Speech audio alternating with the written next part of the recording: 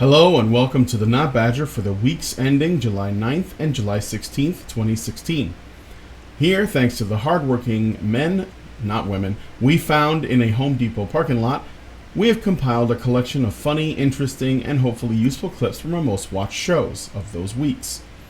Since these are mostly white, cis, heterosexual men who are living in their mother's basements with neck beards and likely they're Gamergate supporters and they're probably going to vote for Donald Trump, we think it's only fair that they be incarcerated to do our bidding in order to relieve themselves of their white, male, hit, heterosexual guilt.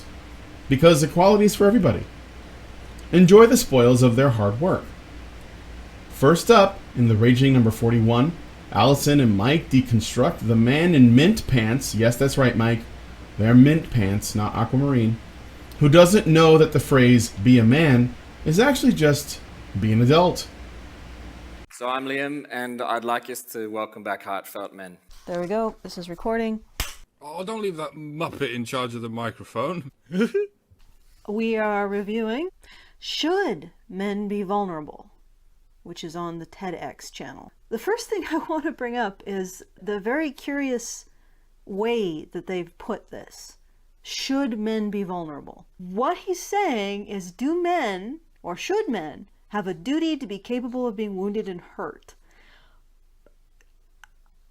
I'm beginning to wonder if the big disconnect between us and feminists and guys like this is that we just don't use the same language. Because do men have a duty to be hurt? Does that make fucking sense? No.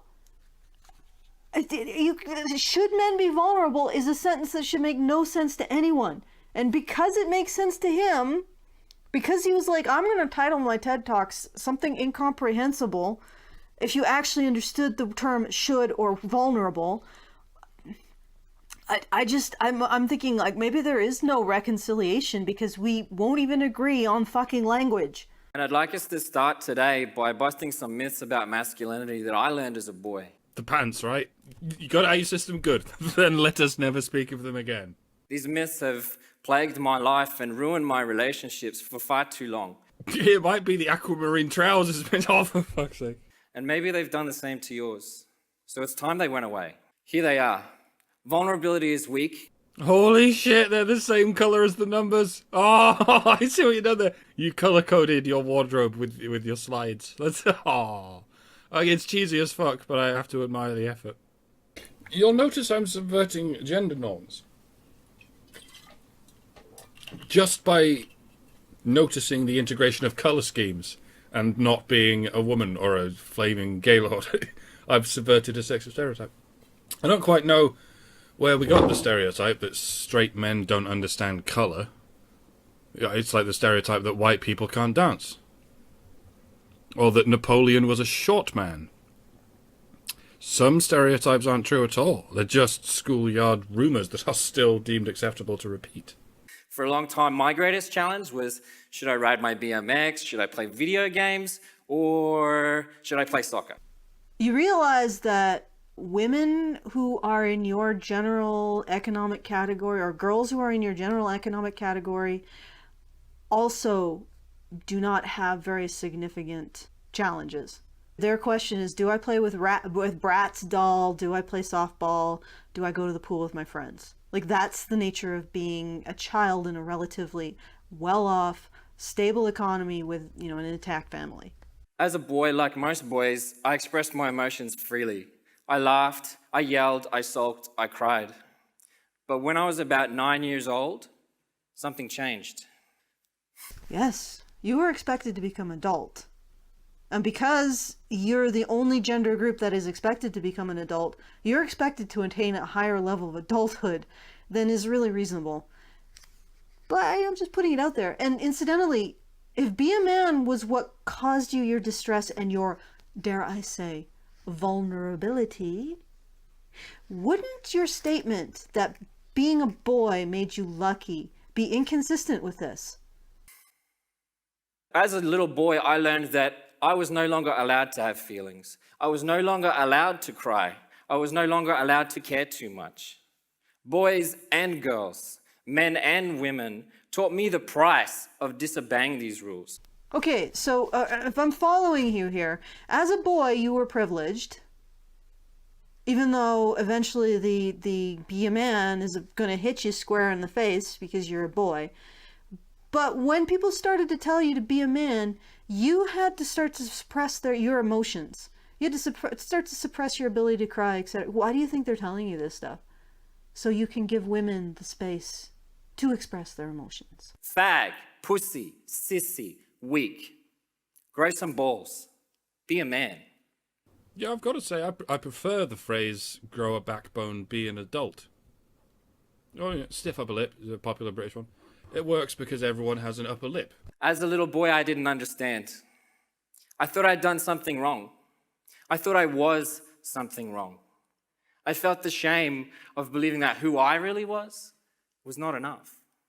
That somehow I wasn't a real man because of my feelings, because of who I was. Yeah, that's the process of being turned into a tool to provide something for someone else. As a man, outwardly I had it made. What gave you that impression? I'm just going to repeat that section because it's very important and wholly unfounded, sir. As a man, outwardly I had it made. You were given the illusion that you have it made outwardly. And the optional illusion that you also have it made inwardly. But inside, I was still hiding. I was profoundly stuck in my life and I was miserable. And I couldn't work it out. Okay, before we proceed with the emo poetry, and that's fine, that's, you know, by all means, I've been there myself, but let's not lose sight of the initial misapprehension that led to this ennui of yours. You were fed the illusion that as a male you have it made outwardly. Who fed you this illusion? Who around you has been perpetuating the indefensible belief system that society is a patriarchal construct which principally favours men? Because that sounds like it's where you went wrong. You were made to feel lucky. And at some point you crashed into the reality that you do not have it made, outwardly or otherwise, even though you're a man. I was blessed to be in a loving and beautiful relationship with a wonderful woman. So why didn't I feel loved and loving? At least you didn't try to shoot Trump. I was working with some of Australia's best and most creative companies. So why didn't I feel creatively fulfilled? I could have had anything I wanted in my life, so why couldn't I figure out what it was that I did want? Why did I feel alone? Why did I feel lonely, even when I'm surrounded by friends and family? Are your friends and family the same people who expected you to be a man and applied discipline if you failed to live up to their standard of what a man was? Well, I can tell you why you feel lonely around them. They don't care about you. They care about the role you fulfill as a tool. Bearing in mind it is perfectly possible for someone to have a perfectly stable, perfectly supportive family and still find yourself feeling unfulfilled at some point between puberty and midlife. Studies suggest it might even be typical. And as for your lovely woman, why, if you didn't feel loved, maybe she wasn't loving you. I was frustrated and I was angry and I was looking for somebody to blame. It didn't matter who, anyone, the government, culture, media, friends, family, my parents, my teachers, partners, anyone except me. From some deep unconscious place in myself, I saw myself as a victim. Vulnerability. Capable of or susceptible to being wounded or hurt. Now, admittedly, vulnerability has a narrower scope than victim, but there is a connection there.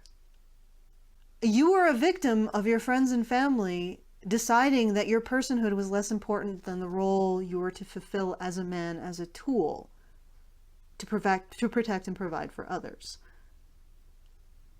That isn't something you can really blame on yourself. I mean, at some point, you've got to recognize that there are external forces that act upon you and are capable of wounding or hurting you. I have to go back to the name. Should men be vulnerable? Are you saying that it's unacceptable for men to be vulnerable? Because this is where you seem to be going here. And I related to the people in my life the same way. I saw them as victims like me. or I saw them as somebody who I could blame, or who might rescue me, or who I might rescue, so that I could prove to them that I was enough. You mean you started projecting your problems mistakenly onto other people? How's that going? Eventually, I ran out of people to blame. I ran out of people who I could feel rescued by. And I was left with just me. And in that place, I realized that I was my own victim. I was my own villain. I was my own rescuer. So, in essence, you were invulnerable. You played all of the roles. That means you were wounding yourself. That means you could stop wounding yourself. So you weren't vulnerable to nobody. How interesting that your conclusion here is entirely consistent with the edict, be a man and be invulnerable. And in that moment of just complete desperation, I finally gave in to my vulnerability and I finally asked for help. How are they supposed to give you help if you're the one doing it to yourself? By giving into your vulnerability, by definition, you have to be acknowledging an external force working upon you that is responsible. Facing the emotional demons that closed my heart as a boy has been one of the most painful, confronting, and terrifying experiences of my life. No, emotional demons didn't close your heart as a boy. Your friends and family who told you to be a man, and if you didn't, they smacked the shit out of you, is what did this. And it was a beautiful breakdown because I learned that I was nobody's victim. I learned that as a boy, I had chosen to believe these myths, so as a man, I could choose to let them go. Oh my fucking god! Of course you're nobody's victim! So you're not vulnerable!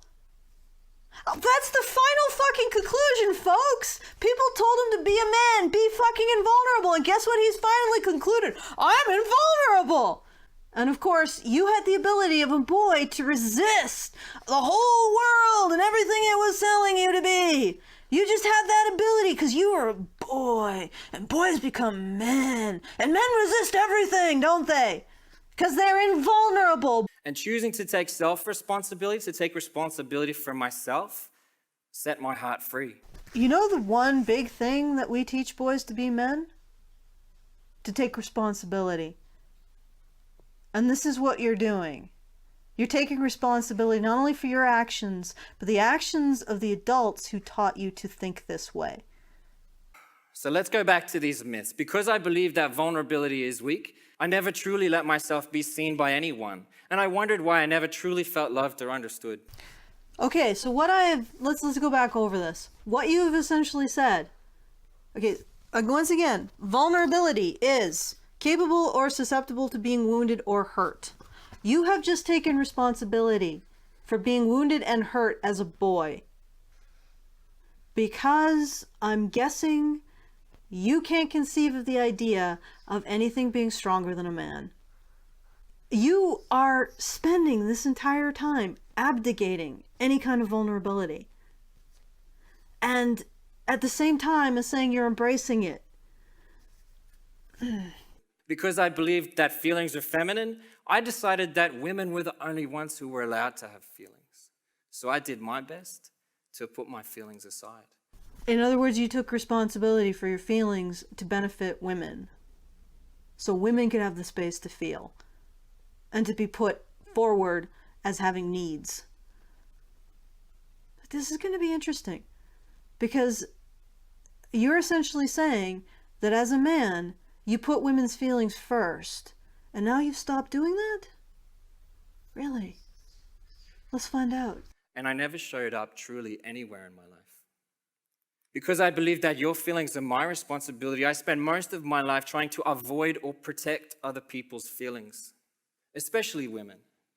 Because I was taught that as a man, it's my role to look after the weaker sex. Aha, weak. Not the same as vulnerable, is it? They're both terms often used subjectively, but there's an objective difference between the terms. A rhinoceros is much stronger than a mouse, but a rhinoceros is also more vulnerable than a mouse. That's why there are very few rhinos and a towering shit ton of mice. And I included your emotional protection in my role. This meant that I was not willing to be open and honest truly with anyone. Until now, right? Shows it. And it had a huge price on my life. Emotionally, I was a boy in a man's body. That's your inner child. He's usually a petulant asshole, but he has moments of wisdom. The little boy in me who was scared and hurt was too scared to be vulnerable and to truly show who I really am. It's fucking white noise, bro. Nothing but white noise. I can see how you got on TEDx. None of this makes sense in the big picture, but at each interval, you're hitting all the right buttons. Men should take responsibility. Men should be vulnerable. Men shouldn't be strong. Men shouldn't see themselves as victims. Men should be grown up. Men should take responsibility. Men should be vulnerable. You didn't even see where it changed, did you? It all blends together in this Inertiatic Torus of Bilge. They say that a boy becomes a man when he chooses to take responsibility for his own life. Too often I think that we don't include taking responsibility for our emotional lives in this, and for the myths that we choose to believe. Okay, I think I got your problem. You see, when a boy is told to be a man, told to set aside his emotions so he can provide and protect for women, and put their emotions first, the vestigial structure known as a boy needs to be evacuated from the man shell. So you failed to vomit up the entirety of the boy, the vestigial boy structure inside you. If you had done so, you would be a lot more happy. Well, not happy so much, because you wouldn't really feel anything, but you would be a lot more settled in your role as a tool for the emotional benefit of women. So you just didn't do enough to just evacuate that vestigial boy structure inside you. You really should have done that. Because right now, it's sort of gross watching someone, a man, attempt to vomit and swallow the vestigial boy structure inside himself. All on a fucking stage. Even now I can feel myself closing up. Foul! Posturing! So let's bust these myths. Vulnerability is courage. It's to take a courageous leap into possibility. Points deducted for corporate speak. Like Jesus fucking Christ. Yeah, Corpus Christi speak. Every fucking oil company presentation I've ever been to has shed shit like that. Seriously, you know, the oil industry called it wants its rhetoric back. It's to have the courage to show who you really are, what you really feel, what you really think, what you really want. And to believe that that's enough. Yeah, dude, please say something that doesn't sound like a Nike commercial. It's to have the willingness to risk it all for the sake of something that you believe in. Yeah, alright, I guess they don't fluff their lines on a Nike commercial. Brené Brown says that vulnerability is the birthplace of all emotions and feelings, not just the bad ones. It's the birthplace of love, of connection, of joy, of empathy, of creativity.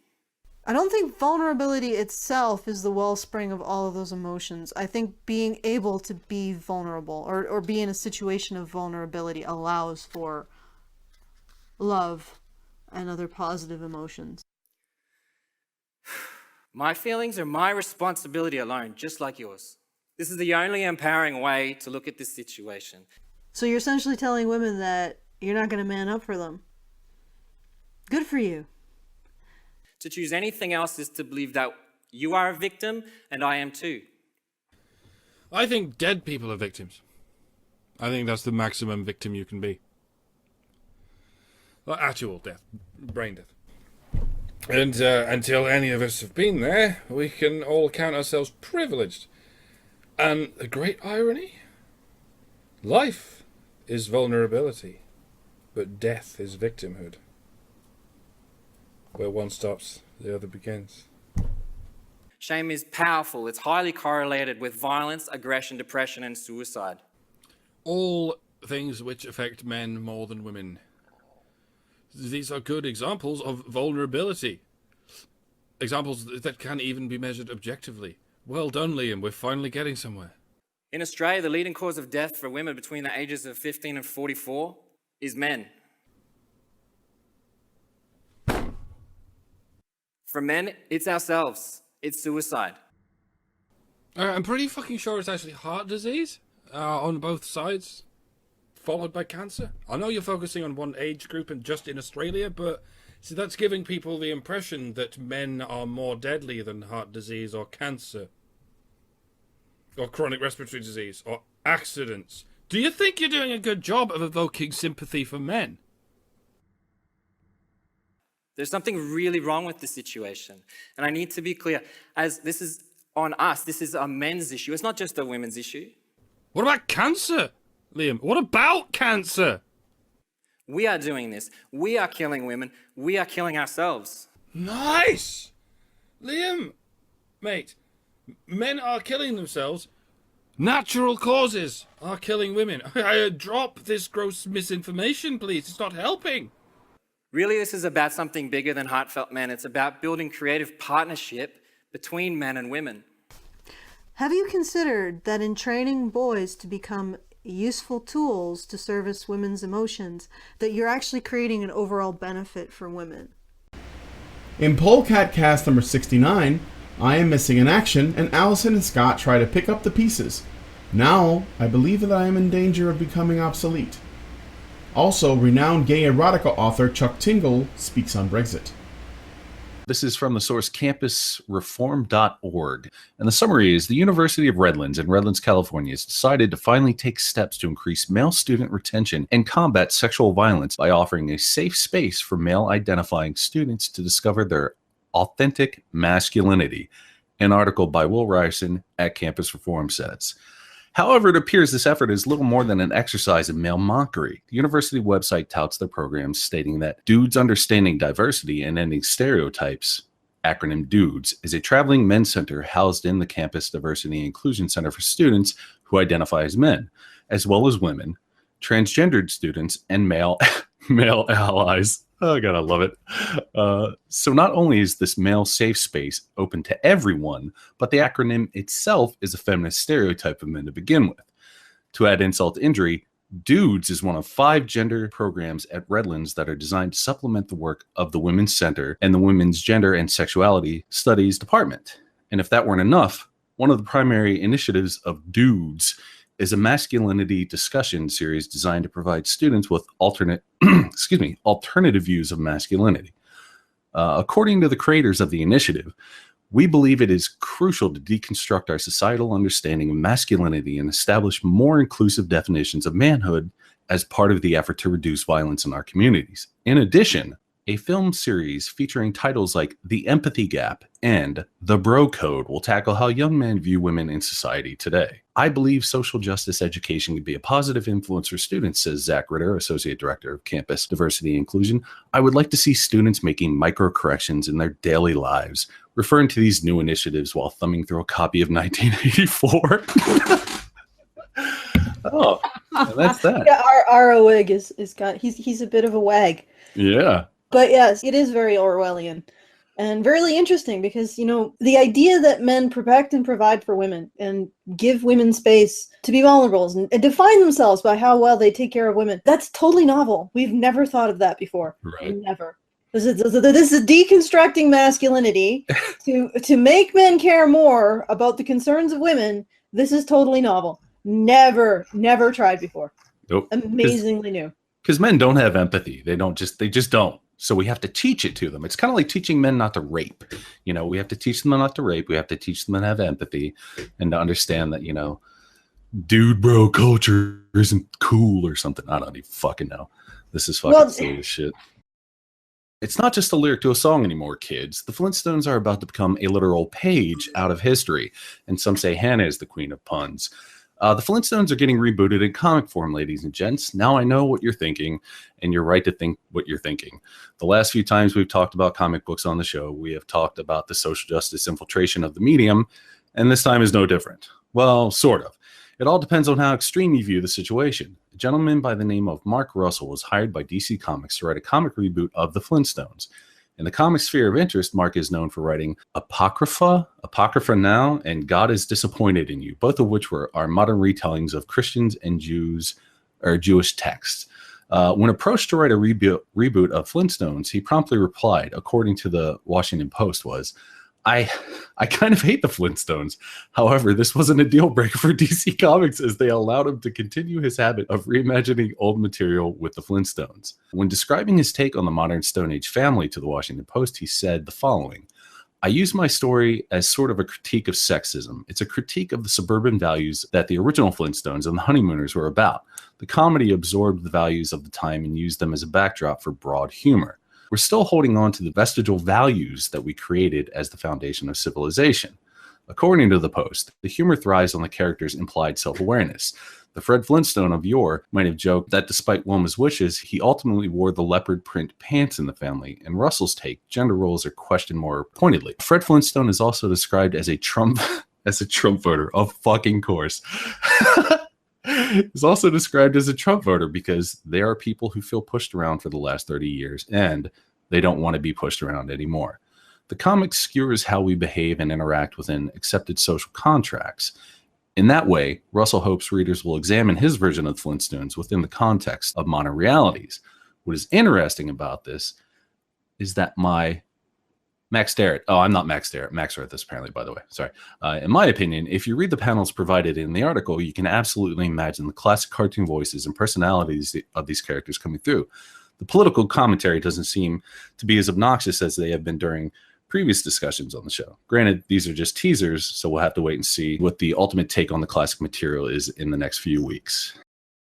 When you go back and you look at these cartoons, these are kid shows. They aren't high art. They aren't very high-minded. They're very basic, silly, frivolous kid shows.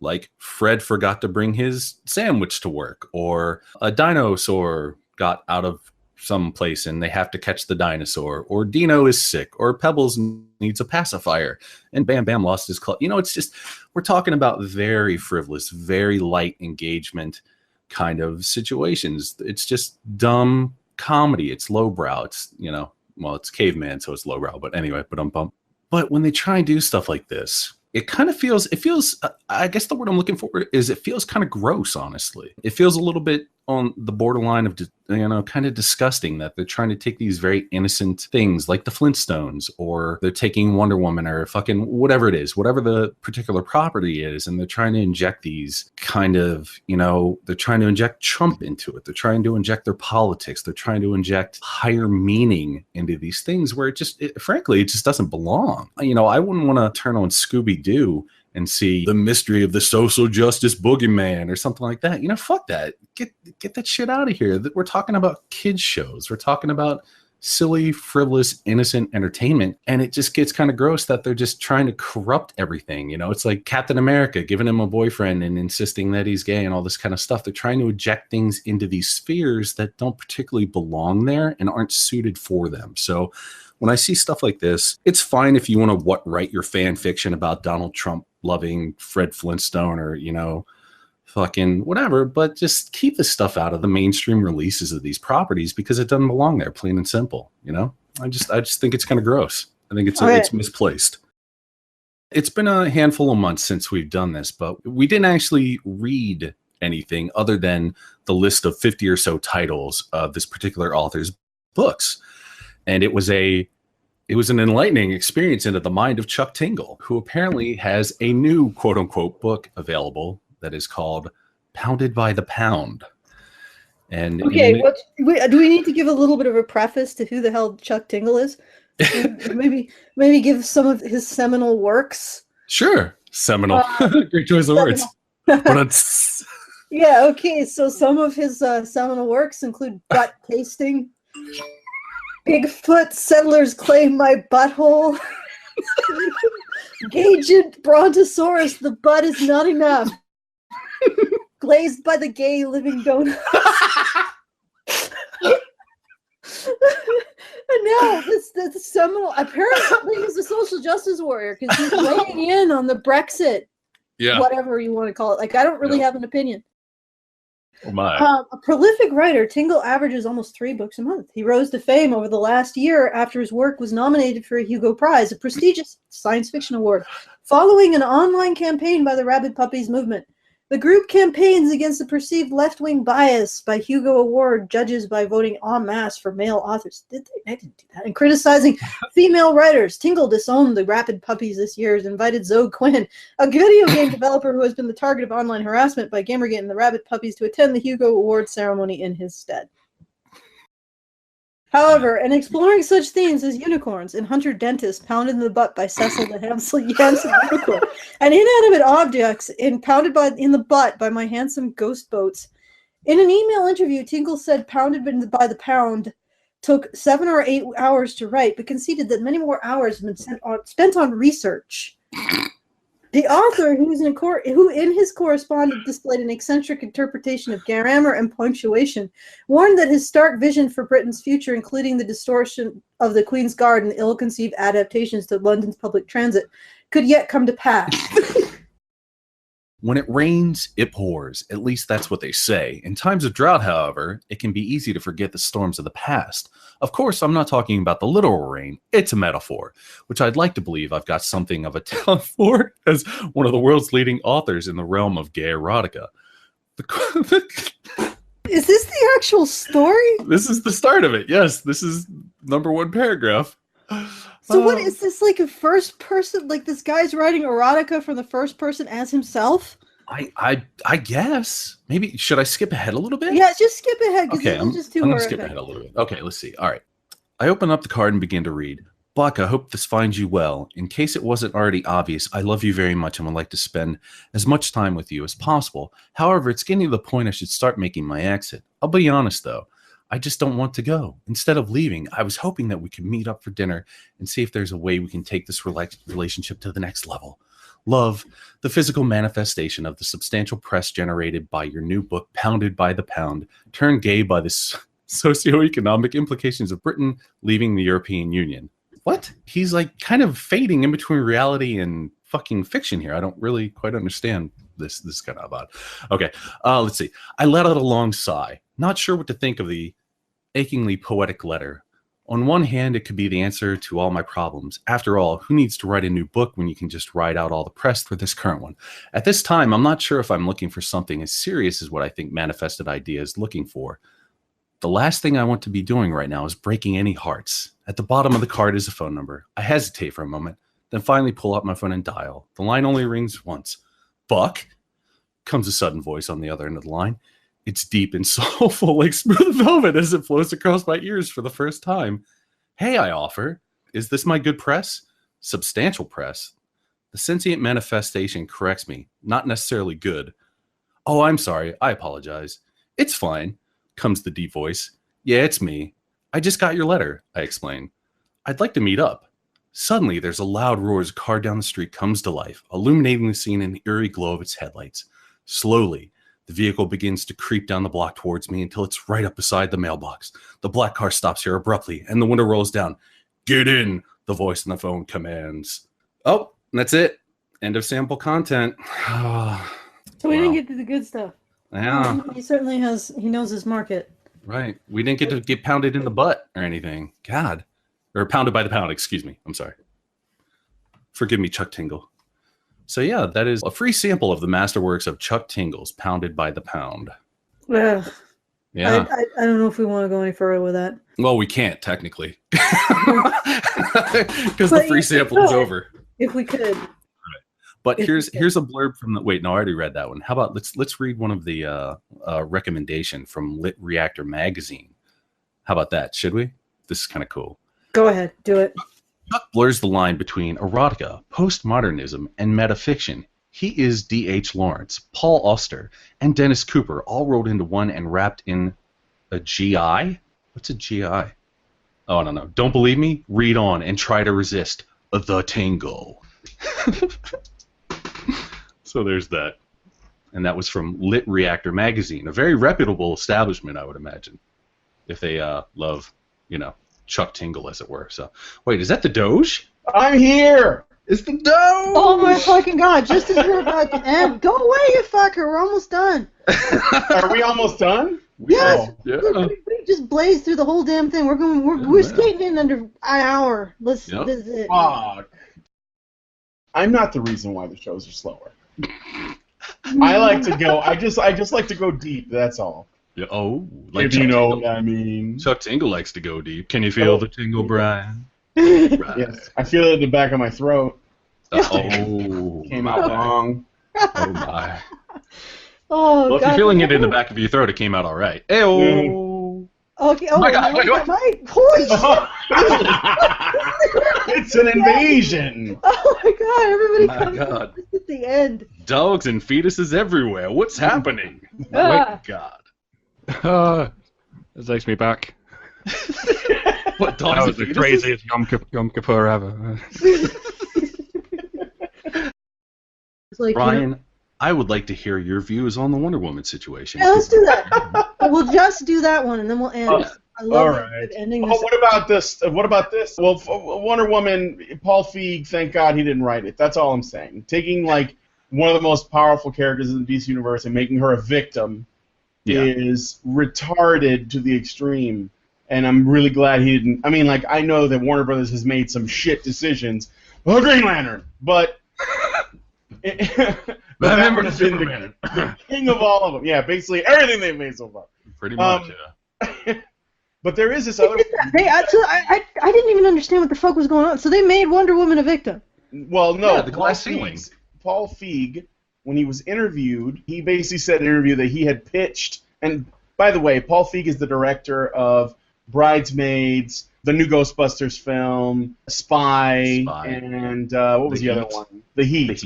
Yeah. So it's the same director, and he's also, didn't he, like, I just saw recently that he said something about the criticism of Ghostbusters is coming from the same place that, like, Gamergate comes from. Yep. Yeah. So I briefly mentioned that, yeah. he invoked it, like Godwin's Law of Boogeyman. Gamergate. Yeah. Yep. Fucking brought out the boogeyman again. But I'm going to see if I can find the... Here I got the link. I'm going to go over it real quick. It's short. All right, so the idea for Feig's film would have involved a Wonder Woman who keeps hitting the glass ceiling of the superhero world.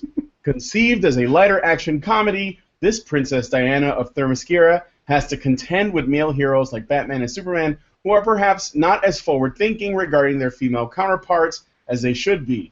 I think the word jerks might have come up. Feig compared this Wonder Woman to the suffragist Cecily Hamilton, who wrote the 1908 feminist play Diana of Dobson's. So, essentially, he would have ruined it. Well, you know why it wouldn't have worked, though, and this is something I forgot about before, is that this goes against the characterization of all the characters to date.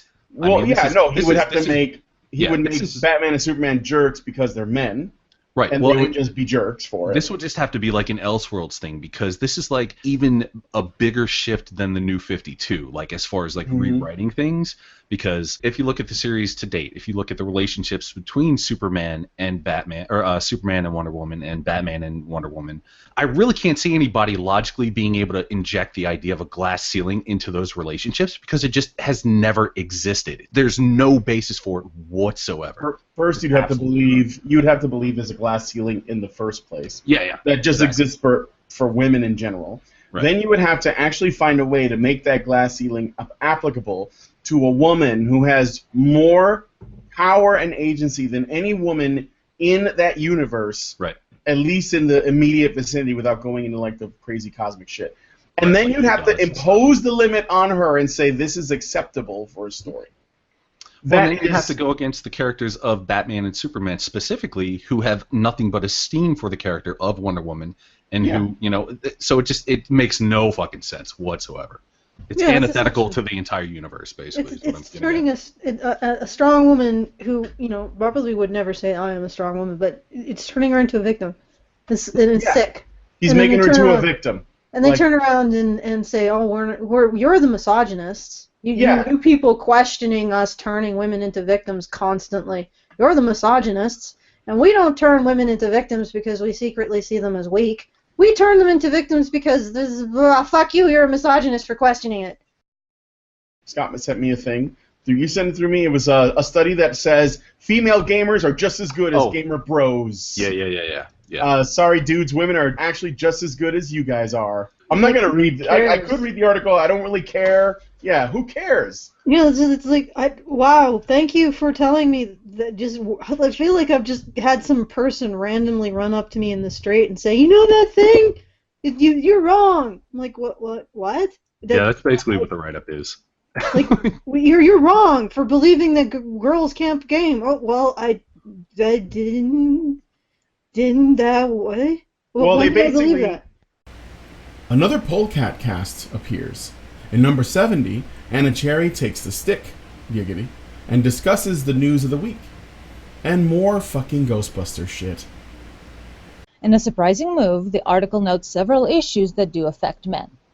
The things they list include the following. Men live shorter and unhealthier lives. They perform worse in school. They're more vulnerable to crime. They commit more crimes. Of all the homeless, roughly 3 out of 4 are men. Alcoholism is a large problem among men, more than women. And there are fewer men seeking help when they suffer from mental illness. So whether these things are true or not, it should be commented that this party has acknowledged these issues. However, in typical feminist fashion, what do they blame men's problems on? Well, men. Here are a couple of quotes from the article referencing this belief. Quote, that men should suffer from growing up in a patriarchal and unequal society is well evidenced. They are nurtured into a culture of violence and machismo. The fact that many men are not taught to get in touch with their feelings leads to difficulties with relationships. This problem is likely to be enhanced by the internet and technological development. Many men take refuge in computer games and pornography and are isolated without close relationships. Rather than listen to men dissent to the feminist paradigm, they would rather concoct a narrative that can explain away why men have their problems while maintaining their worldview. This makes sense when you consider the 3 people who put on this article. The first is named Anna Giotas. She is recently elected chairwoman of the Swedish Women's Lobby, which is the primary feminist/women's rights umbrella organization in Sweden. Last year they launched the campaign #PornFree together with some other member organizations aiming to completely outlaw all non-feminist porn. Note that this is the government-initiated mainstream feminist network in Sweden, not an extremist group. The second is named Ida Ostenson. According to our correspondent, Ostenson is another anti-porn feminist who is running, Freudian slip there, who is running/participating in a bunch of different feminist projects. The third is Gudrun Schumann, who is the Swedish feminist. Apparently, she is to Swedish feminism as Justin Trudeau is to the word cuck. And yes, Max Drat is Canadian. He's Canadian, he's allowed to say this. She is the previous party leader for the Swedish Left Party, which was formerly known as the Communist Party before the Soviet Union fell. She quit to form the Feminist Initiative, a feminist party that has a Swedish seat in the European Parliament. The press release made by the Swedish Women's Lobby in conjunction with this article finishes with the following sentiment. The She for He campaign is inspired by UN's campaign He for She, as male politicians and famous profiles worldwide endorsed. Sweden's Women's Lobby believes that it is time to let women solidarize, that even men should be freed from patriarchy. Want to contribute to men's liberation? Make your voice heard during She for He. End quote. Well, I agree. To think that we should make our voices heard, and maybe we should start by letting she listen to he in regards to his feelings surrounding the concept of patriarchy.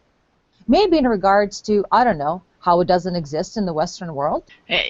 The one thing that really gets me about the feminists and porn, honestly, is how they cannot look at it without applying a filter of it has to be a result of some sort of dysfunction. So they analyze it like, oh, men look at porn because of this bad thing, or men look at porn because of that. Maybe they look at it because it's sexy, and men like things that are sexy. And maybe that's it. Maybe that's the reason that men consume porn. Well, As a man, I'd like to say that's part of the reason. I know. Maybe it's not dysfunctional.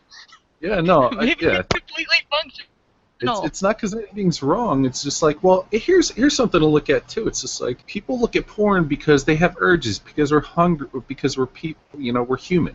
It's just like we do the same thing. Just out of Yeah. curiosity. We do this thing. It's funny. I guess a good corollary would be hunger. because you're hungry for something. You know, when you're hungry, you eat. People, they just naturally have these urges. There's nothing strange about it. There's nothing dysfunctional about it. So any job you choose, you do it for that reason. I mean, I do my job for two reasons too. Yeah, we all sell our bodies one way or another. We sell our time, we sell our bodies, we work sometimes with people we don't like, as in the mainstream porn. Thankfully, I get to make my own and be an independent producer, and there's a lot more wiggle room. But let's talk about mainstream porn. That's one of the beautiful things that recently came out of Vanity Fair. They had an article. Well, I don't remember the title, but the idea was basically, as they were talking about sugar babies and sugar daddies and girls that escort and basically sell their bodies to help with their student loans, the issue is prostitution just another job? Yes, it is. And one of the girls was saying, look, you don't like absolutely everybody you work with, but you do it anyway. It's your job. You chose it. It's your job. You're doing it. No problem.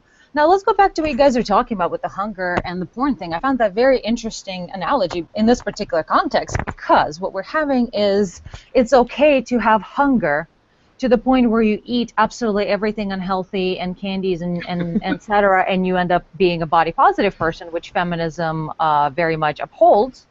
However, when you have perhaps unhealthy satisfactions of the other urges, such as horniness, that kind of hunger, sexual hunger. If you satisfy sexual hunger through porn that features women who don't look like feminists, you're doing something wrong. And this is where the problem is. As Max wrote, in his analysis of this campaign, a big part of it from Sweden's perspective is to get rid of any porn that is not feminist. So what is feminist porn? Now, it's control, just like everything else. The feminists, this is another way for them to control things. Very much. We get to dictate what you like and what you can enjoy. But it's going to be on our terms, not yours. So even if you want chocolate, you're going to get apple slices. But that's not the same, though. That's the thing, exactly. So there's a very particular thing that feminist porn means, and what I'd like to point out, if hopefully I've been doing that clearly enough, that it is not what the majority of porn consumers want. So it is very curious to me that it is okay to sort of encourage the hunger type that leads to body positivity, and that is okay, and yet it's not okay to indulge men who perhaps want something that feminists don't embody, and that is the problem. The big part to me, anyway, from what I've seen of being a non-feminist sex worker on the internet, is that people who are non-feminist do not get anything. They do not get jobs in porn that is feminist. They do not get any limelight. They do not get any approval. And also, if you have opinions that are different from feminist sex workers and you're a sex worker, you will be shunned as well. So a huge part of it is not just control over the men who are watching the porn, but also the people that they enable, the people who they give salaries to. They're using money and exposure as a way to silence anti-feminists or non-feminists.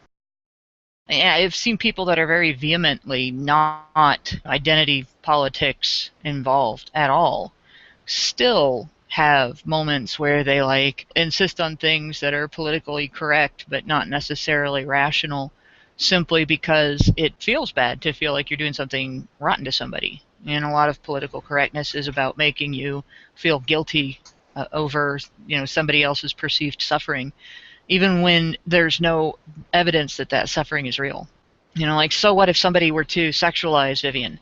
Is Vivian going to have a problem, considering the fact that she's a fictional character? Is she all of a sudden, is Vivian going to get raped? Wait a minute. How does this happen? How do you rape a fictional character? Is Vivian going to have difficulty getting a job now because there's nude images of her out there? No, wait a minute. How does a fictional character get a job? She can't be shamed. She can't be exploited. She can't be harmed because she's a fictional character. One thing that the Star Wars franchise and this has in common is that when these social justice types and those who are actually making money off of it as well, when they tried to use misogyny and accusations of misogyny as a sledgehammer to smash any criticism of their work and of their style and everything, it didn't work. It didn't stop people from criticizing them. It didn't stop people from continuing to discuss the aspects of the films that they're discussing. What it actually did was just cause people to discuss that aspect, that use of misogyny as a sledgehammer to smash criticism, to smash opposition. So instead of achieving what they wanted, What they actually did was draw attention to the exploitation of female victim status that's been going on. And that's going to be, I think that's going to be the result every time from here on out when these people try to use this. You know, oh, you can't say that, you just hate women, you just hate people of color, you just hate, anybody that makes strong female characters and so on. When they use that stuff, that's never going to work anymore. People are too tired of it. They're too wary of it, and they're too aware of it. Yeah, I think it's become its own trope. Yeah, it's become its own trope. Yeah. And at this point, all you do is draw attention to the fact that you're fake, and a liar, and a cheat when you use it.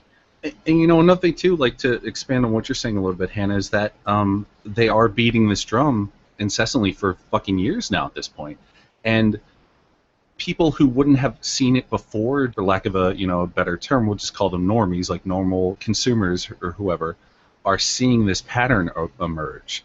They're seeing this. It's like, wait a minute. It's like, and they're getting to that point where they're like, oh, maybe there's something more going on here because this doesn't seem right. And we're reaching that fatigue point where the normies are actually seeing the cracks in these arguments and seeing this for kind of what it is. I think it's just now coming to that point though. So it's where it's not just people like us that are involved in it in a very direct manner, but the average Joe, average Jane person is kind of starting to see the cracks in these things, and it's good. It's good. It obviously takes a long time to get to this point, but I think it's good that we're finally getting here, though. That the average citizen is becoming more aware because they are beating the same drum. They are going back to the well with the same argument that is just completely spurious. So if you focus a discerning eye on this and you actually look at the reviews, some of the reviews seem a little bit too positive, like oddly positive, but I think we're seeing like what's the guy's name? Roper. I can't remember his first name. He's a review critic. He used to be on At the Movies with the guys that died. Oh god, I'm fucking dumbassing out right now. I apologize. But he actually reviewed it and gave it a poor review. And a lot of the higher Harold Ramis or no, not Harold Ramis. The reviewer. The At the Movies, the guys that died, the fat guy. I can't remember his fucking name, but anyway though. Yeah, it's really bad. I know who you're talking about, but I never really paid a lot of attention to the reviews. Yeah. So.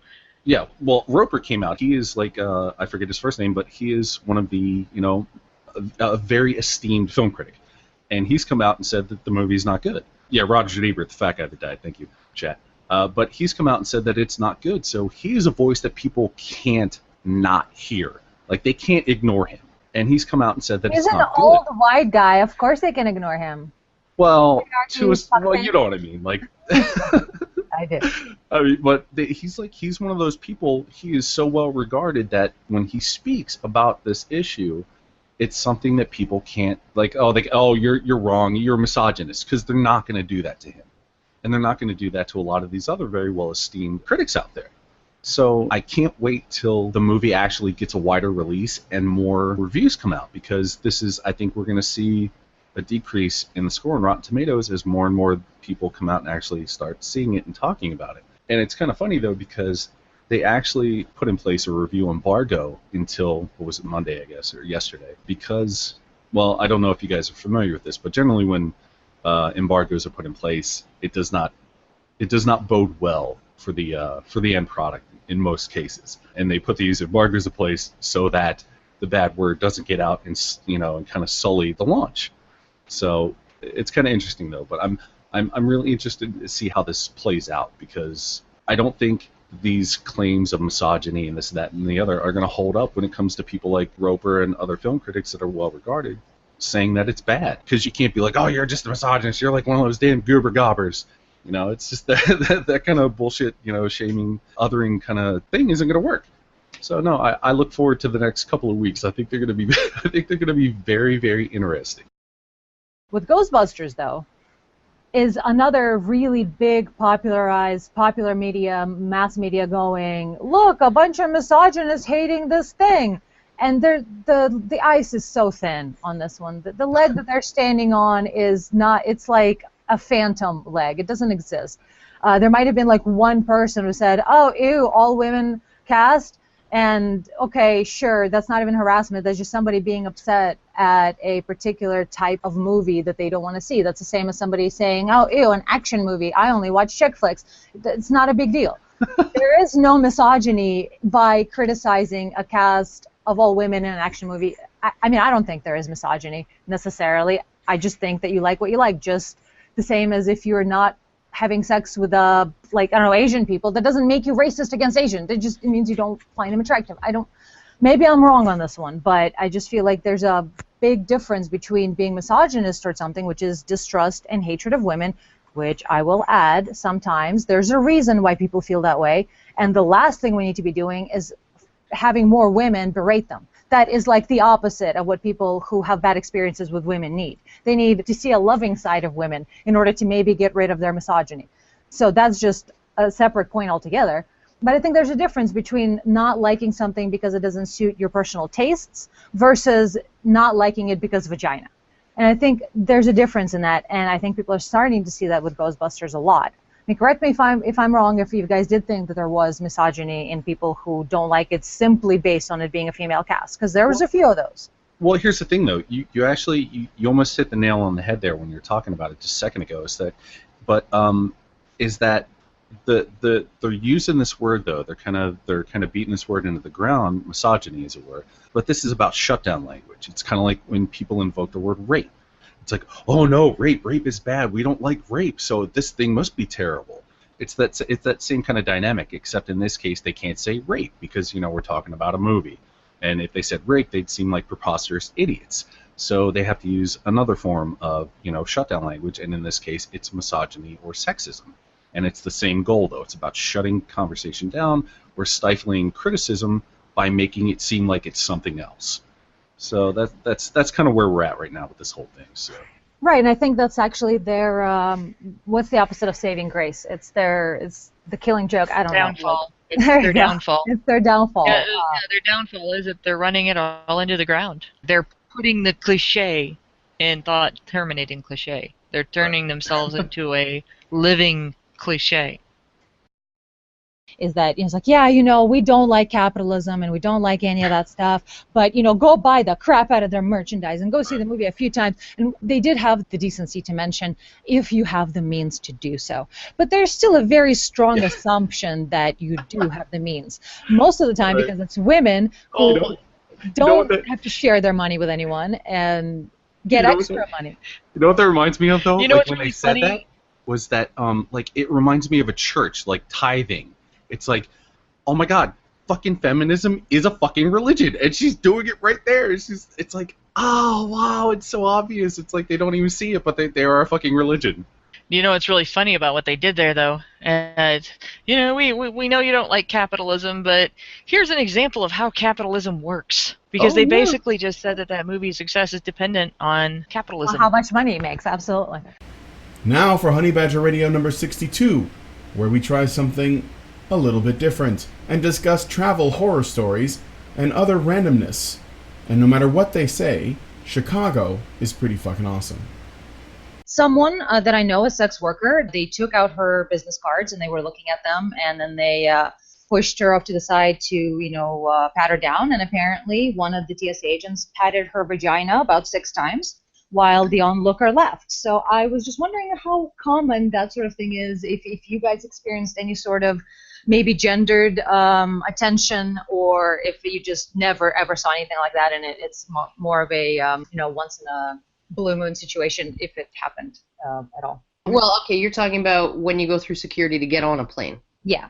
Yeah, no, I haven't ever experienced that. I did get randomly selected at the Windsor Airport coming back from the first ICMI for, I could have them, I had a choice, we can do a pat down, we can do a swab of your hands, your waist, and your feet. There's a choice. That's interesting. I don't think I've ever encountered that. Or you can go through the bioscanner, right? And the bioscanner actually picked up that really horrible fucking bite that I had that necrotized on my back. It picked that up. And it also picked up my sopping wet freaking pant legs because I got to the airport in the middle of a freaking downpour. And my jeans were soaked all the way up to the knee. So they had to lift up my pant legs and look and see if there's anything in there. And I was like, I'm sorry, I haven't shaved my legs in a while. Like here, when they spray for mosquitoes in Edmonton, they use dehydrated flatworm eggs. They just put them in water and then spray them into the ditches. And the flatworms hatch, and then they eat the mosquito larvae. And then when there's no more food, they just die.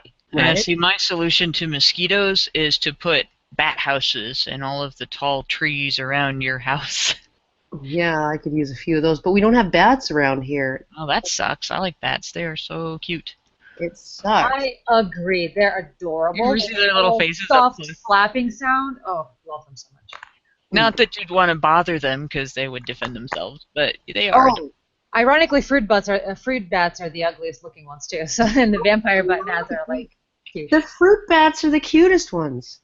I think some of the animals that you think are the ugliest, like the ones with the big bulging eyes, and those are the cutest little things because they just look weird and vulnerable and stuff.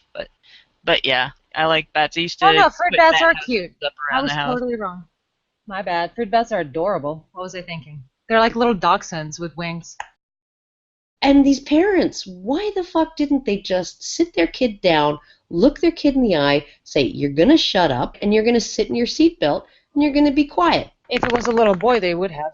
It might have been. There are some parents that just do not discipline their kids. Yeah. I worked in retail and have watched parents come in with children that, like, Boys and girls. they're going to pull the shelves down on themselves and kill themselves, and the parents do nothing. They just, you can't really do anything about it. Well, yeah, a lot of that also comes from the social punishment that parents go through.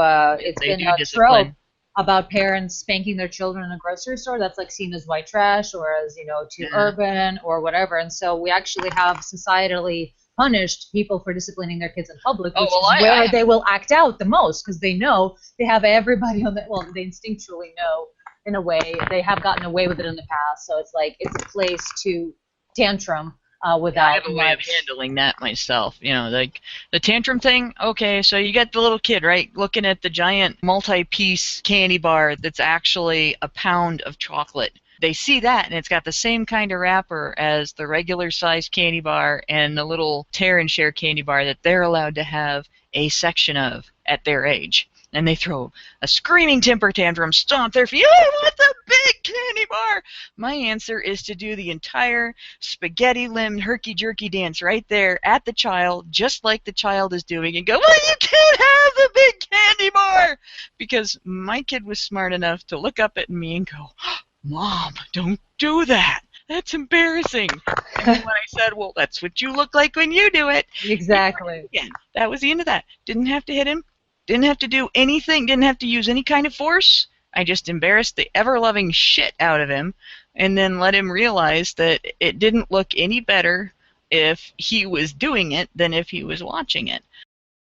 There are some kids who are really, like there were a couple of kids sitting right behind me on the flight back between Montreal and Edmonton and actually really, really just, quietly chatting and, with their parents and just being reasonable little kids. And these are like little kids 3-4 years old. It's nice to actually see that. It's nice to see good parenting, especially when, somebody's traveling, when you're like, because everything's an upheaval when you're traveling and everything's a little bit up in the air, right? And kids can feel really insecure when that's happening. Even though they're excited, they also feel insecure. And dog, go! Oh. There goes your dog dying again right in the middle of the show. It does sound like an old man coughing. Yes, it does. She's awful. She walks right up close to me to do it. Oh, it was interesting. We only had one person that seemed to get a little bit out of sorts. There was a chick that was working in the facility where we had the conference that didn't like listening to Karen's anti-feminist talk, and but she didn't do anything. She did not, to her credit, she did not do anything. She just sat there and looked dour. And everybody else that we worked with said if you go get coffee, don't get it from the blonde woman. Probably spitting it. When I said to the guy who's like, any advice you can give my friend who's about to get married? And I was just like, don't.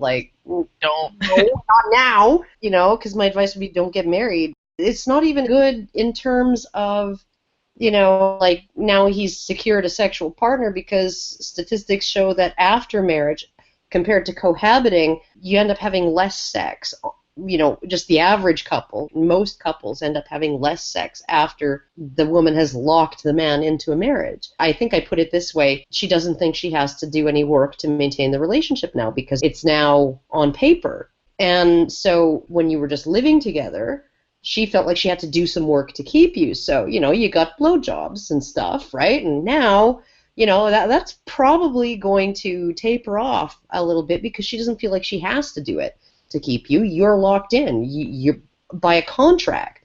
And so, yeah, no, your poor friend, my condolences, right? And apparently she was just like shaking her head listening from the other room. And like just with this disgusted look on her face. I'm not going to sugarcoat it. This is just the reality of what life is for people. And provable reality, not just through lived experiences, but through statistics. Yeah. Just like the statistics, the studies that show that the more, it's not so much the more around the house a guy does, but the more traditionally female chores a guy does. And it's probably not every single couple that this happens, but on average, statistically, the less sex he's going to have. I only know that because I'm allergic to all that expensive shit, Yeah, that's what they call the pink tax, right? That the girl stuff costs more. Except it's not. You don't have to buy it. You don't have to It's not buy a tax. It's a choice. You guys want to hear the most appalling fucking story ever? When I first started working at the Tony Roma's here, I'm no longer working there or anywhere else outside the house at the moment. But when I first started working there was this girl there. It was actually the girl that I talked about in my nice guy video. I think I called her Jane in that video. Anyhow, her boyfriend, who was a jerk but had lots of money. Okay, she comes in and her hair is just all different. It's all completely different from normal. And everybody's like complimenting her and everything. She says, my boyfriend took me to, I forget the name of the place, but it was like right downtown on Jasper Ave. Right, so like a really, really high-end salon. Cost him $800 to do her hair. $800. And she was unhappy with it. She didn't like it. Wow. Yeah. $800. I could give her a haircut she wouldn't like for free. Yeah, I know. I got my clippers upstairs. Yeah. 10 years ago, that everything women say negative about men is actually true of themselves. It is absolute projection. Not just feminists, just women, period. One of the things that women say en masse about men at large is that, men are just arrogant. Well, no, honey, you are arrogant. You have the ego because that's what entitlement is. It is massive, massive ego. And women, very clearly, majority of women that are of the newer generation too, they have just massive arrogance problems. Yeah, I think so. I think that anytime a woman would take something that she didn't earn, it's different if it's like a birthday gift or something like that, but to just, accept something that she didn't earn, accept a drink, accept a meal, accept whatever, that, or that she wasn't planning on, does anybody remember that, that one woman, she was featured a few years ago in the newspaper? She went on, dating sites and essentially got $1,800 in free meals in a year because she only would go on first dates and the guy would always buy, and then she would never call him again and she'd get a new one, and so like 4 or 5 nights a week she'd be going out to a really nice restaurant and get a free meal, and she was like totally proud of herself. She had like quite the little scheme going where she never had to pay for her meals, and I'm like, what a bitch. Yeah. Right? Because those guys aren't buying you a meal just to be nice. They're buying you a meal because that's part of the traditional courtship ritual. That's not just part of the traditional courtship ritual, in the West or since, for the last 4,000 years. That's been the way it's been since maybe as much as 2 million years ago, that a male sharing food was one of the ways that he could present himself as a potential mate for a woman. So you're essentially taking something that's like as old as the hills, and you're using it to like exploit men and get their money, and it's just disgusting without giving them anything back. That she's doing it, she's an empowered woman, and she's just doing it because it makes her feel good. Yeah, you feeling good is people thinking you're attractive, is men thinking you're attractive, and women thinking you're high status, because that's what makeup sort of is a lot of times. Yeah. Yes, but if And- you're not the target of that effort, you're not allowed to look, or else you're stare raping her. Right, and on top of that, which is something that kind of leads into the Cherry Stem show I'll be doing at the end of the month on HBR, is that basically the show is going to be who funds feminism. And one of the interesting thing is that in terms of advertising, and there is a baby in that bathwater, some of the earliest advertising efforts were saying, you might have halitosis and nobody's telling you, and they're just all laughing about you behind your back, so you should get Listerine. So it really engaged the female social sort of, oh my God, all my friends are actually not my friends, and they're all gossiping about me behind my back because I have this breath situation that I can't tell I do, but they can tell I have. Oh my God, I totally need to buy this stuff. And so it's like it is exploiting women in some way, but there's a whole lot of bathwater. There's a tiny, tiny baby and a bunch of bathwater, and I'm ignoring that there is biological fitness. We are human animals. We are attracted to fitness in the animal sort of sense. Our instinct is what does, our feelings do not separate us from animals. All animals have feelings. It's reasoning, reasonability, and logic is what separates us from animals. We all still have the same instincts. Why do we like fit women? Why do we like men with muscular shoulders? You know, to quote Third Rock from the Sun, as Sally was saying, something about the thickness of your neck and the proportion to the width of your shoulders makes me feel like you're going to be a viable partner and provide well for our children. You know, that's exactly the point. Women and men, we're still animals, and we appreciate animal fitness in each other. And you cannot say that it's a construct. The same as David Raymer. You can't say that his gender was a social construct when it so clearly is rooted in biology. But of course, they believe any sort of science is anti-women, I guess. Science is the patriarchy. Yep. We hope you enjoyed this clip show. If there was a clip from these shows that you think we should have shown, please leave a comment on the video and include a timestamp. Thank you, and Badger on.